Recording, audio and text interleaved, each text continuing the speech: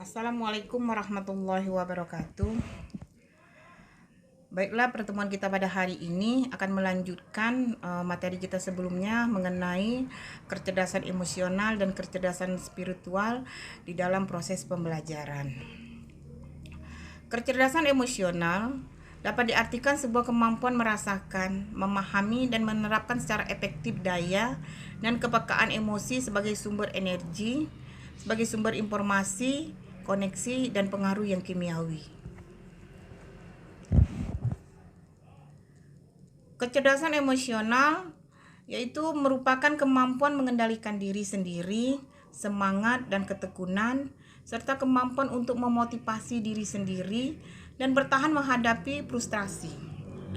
Di mana kesanggupan untuk mengendalikan dorongan hati dan emosi sehingga tidak berlebih-lebihan dalam kesenangan, kemudian dapat mengatur suasana hati dan menjaga agar beban stres tidak melumpuhkan kemampuan kita berpikir, untuk membaca perasaan terdalam orang lain, berempati, dan berdoa. Kemudian untuk memelihara hubungan dengan sebaik-baiknya, yaitu kemampuan untuk menyelesaikan konflik serta memimpin diri dan lingkungan sekitarnya. Kemudian kita juga dapat memimpin orang lain apabila kita adalah sebagai seorang pemimpin. Ini penting sekali, terutama bagi kita seorang guru. Ya, kecerdasan emosional ini harus terus dipupuk supaya ini dapat diadopsi atau dapat ditransferkan kepada peserta didik kita.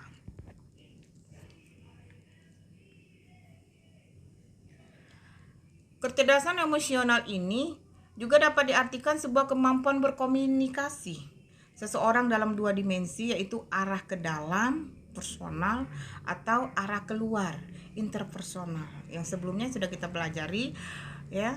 Kemudian personal ini adalah komunikasi yang dilakukan seseorang pada dirinya sendiri. Hal ini berguna untuk menumbuhkan kesadaran diri, penerimaan diri, menghargai diri sendiri, dan menguasai diri. Sedangkan interpersonal adalah kemampuan memahami, menerima, mempercayai, dan mempengaruhi orang lain. Kecerdasan emosional ini menurut Goleman menyatakan bahwa setinggi-tingginya kecerdasan intelektual menyumbang hanya 90%. Kemudian faktor-faktor yang lain menentu kesuksesan individu dalam hidup mencapai 80%. Disisi oleh kekuatan-kekuatan lain, termasuk diantaranya kecerdasan emosional dan kecerdasan spiritual. Mengenai kecerdasan intelektual, ada yang menyatakan bahwa kecerdasan intelektual tidak dapat banyak diubah oleh pengalaman dan pendidikan, di mana kecerdasan intelektual cenderung merupakan bawaan atau gen yang diturunkan oleh orang tuanya, sehingga kita tidak dapat berbuat banyak untuk meningkatkannya. Sementara itu kecerdasan emosional dapat dilatih, dapat dipelajari, dan dapat dikembangkan mulai dari masa kanak-kanak hingga masa masih ada peluang untuk menumbuh kembangkan dan meningkatkan untuk memberikan sumbangan bagi kesuksesan hidup seseorang. Jadi kecerdasan emosional ini sangat penting sekali. Ini bisa menentukan kesuksesan dan keberhasilan seseorang. Karena dari hasil penelitian sudah dikatakan bahwa kecerdasan intelektual ini hanya menyumbang kira-kira 20%. Yang 80%-nya lagi adalah termasuknya di sana adalah kecerdasan emosional dan kecerdasan spiritual. Emosi itu baik atau sebagaimana? Ya, ini suatu pertanyaan bahwa emosi itu menggambarkan perasaan manusia menghadapi berbagai situasi yang berbeda. Itu menurut Atkinson. Kemudian emosi adalah motus anima, yang berarti jiwa yang menggerakkan kita. Jadi ini berhubungan dengan jiwa ya.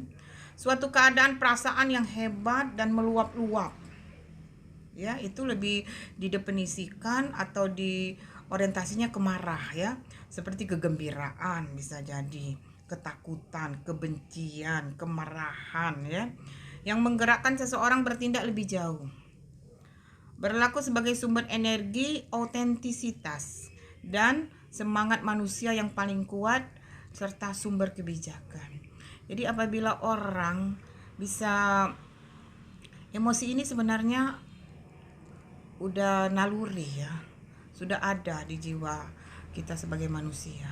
Tetapi bagaimana kita sebagai seorang manusia bisa mengolah ya emosi itu sehingga emosi itu dapat terarah. Karena kita bisa kita artikan bahwa emosi ini suatu yang meluap-luap, ya bisa katakan suatu kemarahan, kegembiraan.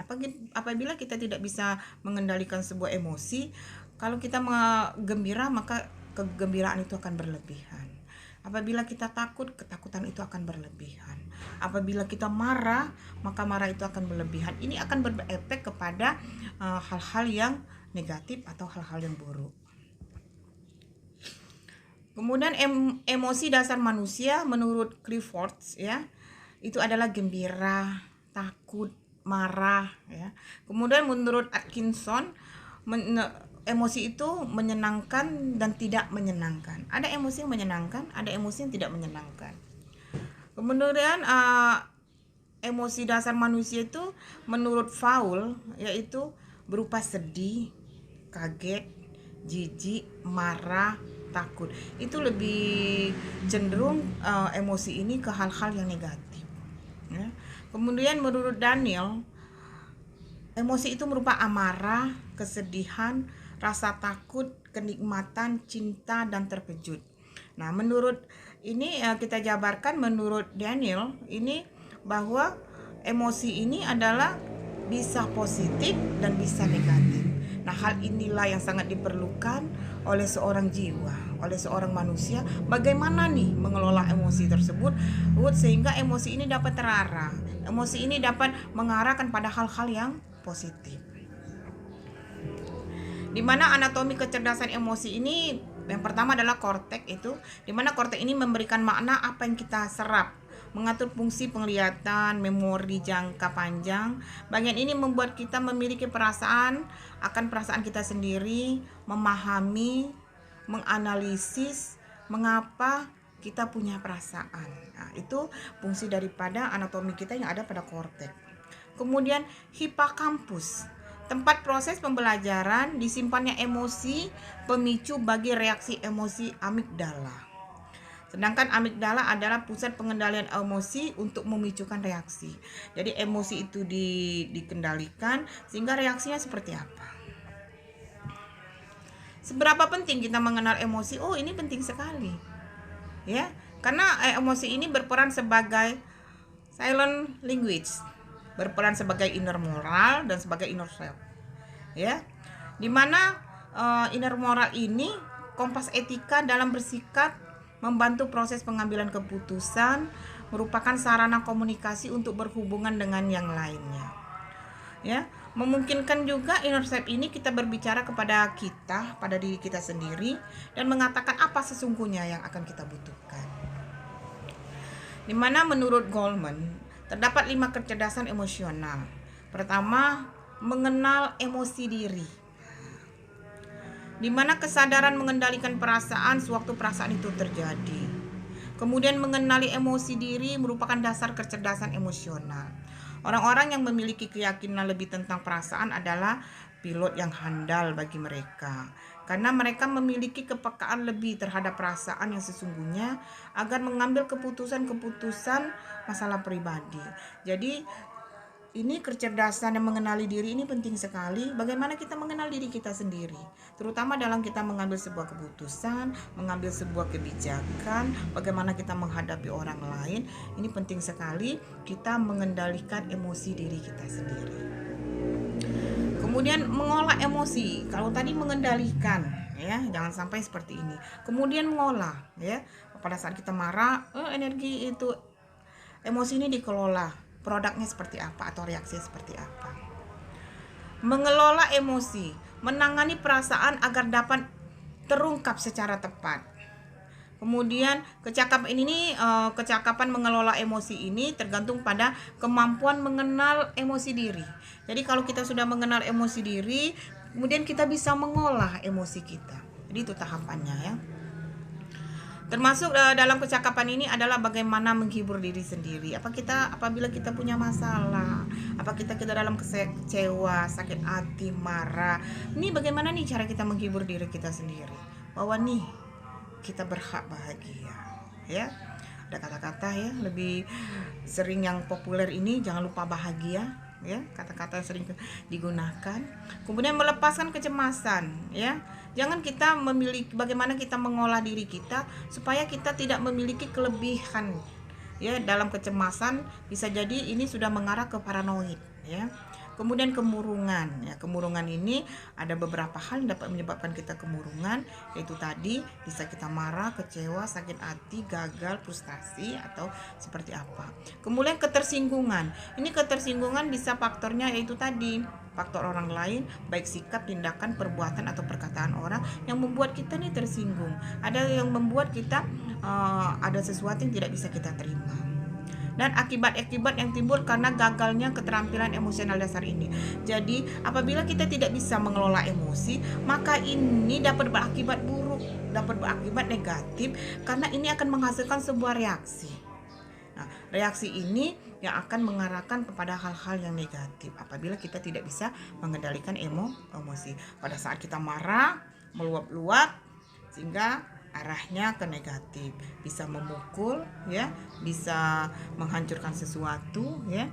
Kemudian apabila kita murung, ya, ini banyak sekali pengaruh-pengaruh dari luar. Bisa jadi kemurungan-kemurungan ini dapat menyebabkan kita menjadi frustasi, depresi, ya. Kemudian yang lebih parah bisa bunuh diri. Selanjutnya, orang-orang yang tidak cakap dalam mengelola emosi, ya, dalam keterampilan ini akan terus-menerus melawan perasaan murung. Jadi apabila kita tidak bisa mengolah emosi, ya, pada diri kita, maka apa yang akan kita alami? Kita akan terus merasa murung, ya. Sedangkan mereka yang pintar dan terampil, ya, cerdas dalam mengelola emosinya, maka ia akan segera bangkit kembali, ya, dengan jauh lebih cepat, dan kemerosotan, keruntuhan dalam kehidupannya akan bisa teratasi. Yang ketiga adalah kecerdasan emosional ini memanfaatkan emosi secara produktif, menata emosi sebagai alat untuk mencapai tujuan. Jadi bagaimana dia menata emosinya yang meluap-meluap tadi itu ditata, ya. Dia mengenal dulu, sudah mengenal, dia mengelola, sudah mengelola, dia memanfaatkan, ya. Nah, memanfaatkan secara produktif sehingga menghasilkan hal-hal yang positif. Digunakan sebagai alat untuk mencapai tujuan, ada hal yang sangat penting kaitannya dengan perhatian, motivasi diri sendiri, menguasai diri sendiri untuk berkreasi. Mengendalikan emosi diri meliputi menahan diri terhadap kepuasan, ya, supaya kita jangan berlebihan. Dan mengendalikan dorongan hati adalah landasan keberhasilan dalam berbagai bidang. Di samping itu juga kita harus memiliki kemampuan menyesuaikan diri, ya, dalam flow. Hayutan dari pekerjaan memungkinkan terwujudnya kinerja yang tinggi dalam segala bidang, di mana orang-orang yang memiliki keterampilan ini jauh lebih produktif dan efektif dalam hal apapun yang mereka kerjakan.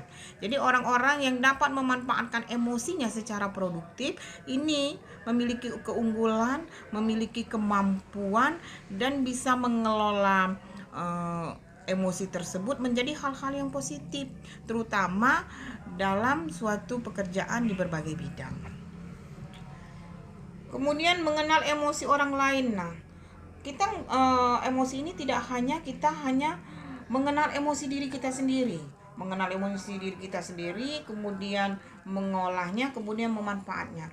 Tapi ini tidak kalah pentingnya, kita juga harus mengenal emosi orang lain, karena ini juga akan berefek kepada emosi yang kita miliki, ya. Dengan cara seperti apa? Adalah empati. Berempati, ya. Merasakan apa yang dirasakan orang lain. Empati yaitu merupakan kemampuan yang juga tergantung kepada kesadaran diri emosional. Empati ini merupakan keterampilan bergaul yang mendasar, ya. Di mana empati ini kita memiliki suatu rasa, memiliki kemampuan merasakan apa yang sedang dirasakan orang lain. Ini kemampuan empati ini bukan hanya kemampuan kesenangan orang, kita merasa senang juga, tetapi juga ada hal-hal negatif. Di saat orang susah, kita harus berempati. Bagaimana? Ya, orang itu juga susah dan kita harus memberi solusi. Orang dalam gagal, bagaimana nih posisi kita supaya orang gagal ini dapat bangkit kembali. Itu berempati. Kemudian empati ini, orang dalam kesusahan bagaimana nih? Ya, kita juga merasakan kesusahan itu sehingga kita akan membantu kesusahan orang tersebut. Ini adalah empati. Nah, empati ini sangat penting sekali, adalah modal dasar ya yang harus kita miliki dalam bergaul atau berorganisasi. Orang yang empati jauh lebih mampu menangkap sinyal sosial yang tersembunyi, yang mengisyaratkan apa yang dibutuhkan atau dikehendaki orang lain. Orang-orang yang memiliki kemampuan mengendalikan emosi orang lain, ini orang-orang yang sangat peka, pada kondisi di sekelilingnya, kondisi orang lain, kondisi lingkungan, ini sangat peka sekali. Ya, orang yang seperti ini dia selalu bergerak di bidang sosial, karena ini berhubungan dengan kecerdasan mengenali emosi orang lain.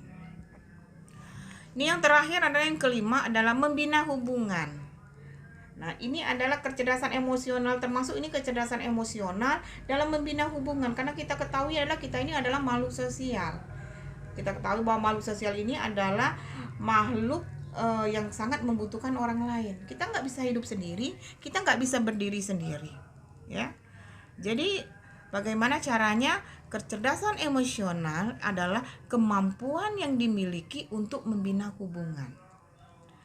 Ya, hubungan ini banyak, hubungan manusia, hubungan dengan lingkungan, hubungan dengan tumbuhan, hubungan dengan hewan, dan bahkan hubungan kita dengan yang di atas. Tapi itu nanti kalau hubungan dengan di atas itu nanti lebih spesifiknya adalah kecerdasan spiritual.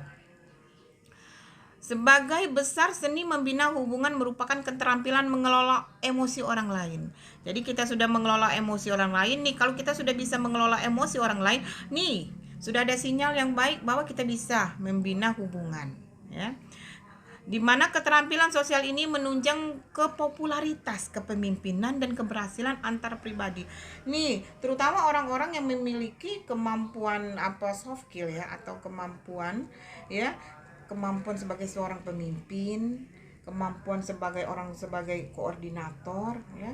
Ini penting sekali, harus memiliki kemampuan emosional dalam membina hubungan ya. Karena orang-orang yang hebat dalam keterampilan ini akan sukses dalam bidang apapun yang mengandalkan pergaulan dengan orang lain. Karena hubungan membina dengan orang lain ini berhubungan sekali dengan kesuksesan, keberhasilan, dan kepopularitasan seseorang. Kemudian ada beberapa cara yang dapat diterapkan oleh seorang guru dalam menerapkan konsep pembelajaran yang menyisipkan nilai emosional, intelligence-nya. Kecerdasan emosional, bagaimana seorang guru menerapkan konsep dalam proses pembelajaran, bagaimana nih menyisipkan nilai-nilai kecerdasan emosional ini. Yaitu yang pertama, mengembangkan empati dan kepedulian. Bagaimana seorang guru mengembangkan empati dan kepedulian terhadap orang lain. Pengajar mengajarkan siswanya untuk menolong orang lain. Kemudian bersedia berbagi dengan temannya. Kemudian meminjam peralatan tulis kepada teman yang tidak membawa. Ini adalah suatu cara-cara ya yang harus diterapkan seorang guru untuk mengembangkan atau meningkatkan kecerdasan atau melatih kecerdasan emosional seorang siswa. Ya, mengembangkan empati dan kepedulian, mengembangkan rasa merasakan, ya, mengembangkan rasa kepedulian dengan orang lain. Itu tadi dengan contoh ya, saling membantu antara siswa, saling meminjamkan, ya, saling bisa menjaga hubungan. Kemudian mengajarkan kejujuran dan integritas, ya. Setiap pelajaran yang diajarkan, pengajar juga menyisipkan nasihat-nasihat tentang nilai-nilai positif. Pengajar memberikan kepercayaan kepada siswa atau siswi untuk berperilaku jujur dan berintegritas. Ketika mengajar, meminta siswa untuk menilai hasil ulangan. Jadi, bagaimana seorang guru itu mengembangkan kecerdasan emosional itu dengan cara mengajar kejujuran dan integritas. Bagaimana bersikap jujur, ya. Bagaimana menunjukkan bahwa kita nih punya kepribadian yang tangguh, memiliki kepribadian yang mandiri, ya.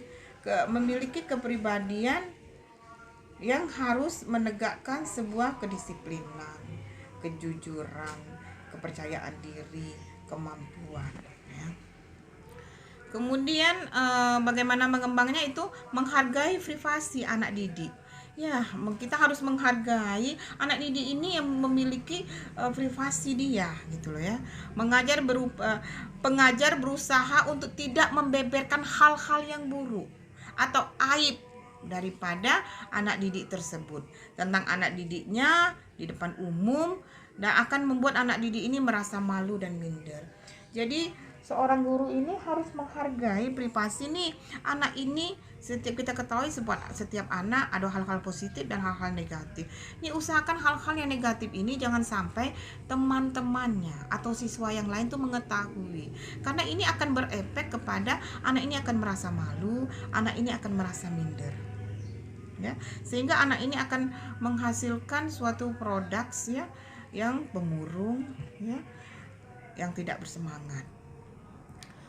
Nah, ini tugas seorang guru, ya. Jangan sampai ini hal-hal buruk tentang seseorang anak atau peserta didik ini diketahui orang lain atau diumumkan atau dibeberkan secara umum.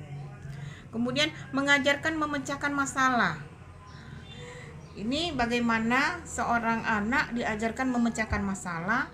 Seorang guru atau pengajar memberikan pelajaran mengenai cara berpikir yang sistematis agar dapat menyelesaikan persoalan dengan baik. Jadi anak-anak ini diberikan permasalahan, ya, sehingga anak ini bagaimana cara dia, kita bimbing, kita arahkan bagaimana cara siswa tersebut menyelesaikan masalahnya secara sistematis dan menghasilkan suatu produk, hasil atau solusi dari permasalahan tersebut dengan cara yang sangat baik, ya, tidak menyalahkan orang lain, ya, tidak menimbulkan hal-hal yang negatif lainnya. Kemudian selanjutnya, mengapa kecerdasan emosional ini menjadi penting? Karena kecerdasan emosional tidak muncul dari pemikiran intelektual yang jernih, tapi dari pekerjaan hati nurani manusia. Ini berhubungan dengan naluri, berhubungan dengan hati nurani, ya. Itu kecerdasan emosional. Jadi fungsi kecerdasan emosional ini adalah luar biasa karena dapat sebagai pembangkit energi, pembawa informasi, memperkuat pesan, dan menjaga homeostatis atau keseimbangan. Sehingga tidak terjadi kesenjangan sosial di antara peserta didik, tidak terjadi kesenjangan sosial, ya, di antara guru dengan peserta didik, seperti itu. Selanjutnya Ibu akan menjelaskan tentang kecerdasan spiritual. Tapi ini kecerdasan spiritual akan Ibu jelaskan lebih lanjut, ya, karena ini lebih detail lagi untuk materi selanjutnya. Tapi sebelumnya Ibu akan memberitahu dulu bahwa perbedaan antara kecerdasan intelektual dengan kecerdasan emosional ini relatif permanen, ya. Karena kecerdasan intelektual titik berat pada logika dan analisis. Jadi analisis dan logika dan berperan sekitar 4% keberhasilannya dan dapat dipelajari sehingga berubah menjadi yang baik. Jadi kemampuan untuk merubah intelektual ini biasanya tadi sudah dikatakan di awal penjelasan tadi, di awal materi, bahwa kecerdasan intelektual ini biasanya ada yang berpendapat bahwa ini lebih cenderung kepada bawaan atau gen yang diturunkan oleh orang tua. Jadi ini perannya tingkat keberhasilan meningkatkan ini hanya 40%. Tapi ini tidak menutup kemungkinan ya. Karena ada beberapa juga penelitian menyatakan bahwa tidak ada seorang anak yang bodoh, yang ada hanya pemalas. Jadi apabila terus diasah, tekun dan rajin, tidak ada yang tidak mungkin. Kemudian kecerdasan emosional ada titik berat pada emosi dan biologis yang berperan lebih dari 40% terhadap keberhasilan ya, bersama dalam bentuk kecerdasan lainnya ya. Jadi kecerdasan emosional, kecerdasan spiritual, kalau dipresentasikan itu tadi kita katakan 20 40. 40 ini adalah kecerdasan 20 80, 20 kecerdasan intelektual yang bisa menentukan keberhasilan seseorang, sedangkan 80%-nya adalah kecerdasan emosional dan kecerdasan spiritual.